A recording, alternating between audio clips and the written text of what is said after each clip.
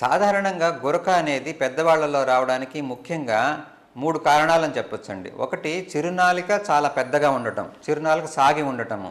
So ఈ చిరునాలిక అనేది గాలి వెళ్ళే మార్గాన్ని అబ్స్ట్రక్షన్ చేస్తూ గురక వస్తుంది. రెండో కారణం ఏంటంటే బేస్ ఆఫ్ ది టంగ్, నాలిక మందంగా ఉండి ఆ నాలిక బరువైన నాలిక వెనక్కి వాలిపోయి నిద్రలో అది గాలి వెళ్ళటానికి అబ్స్ట్రక్షన్ చేస్తూ గురక వస్తుంది. మూడోది ఏంటంటే ఫెరింజియల్ వాల్స్.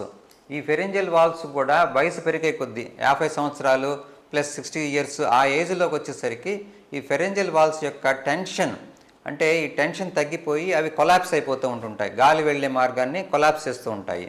సో ఈ స్థితిలో కూడా గురక వచ్చే అవకాశం ఉంటుంది. సో సాధారణంగా మనం చూసే పెద్దవాళ్ళలో చూసే కారణాలు ఈ 3.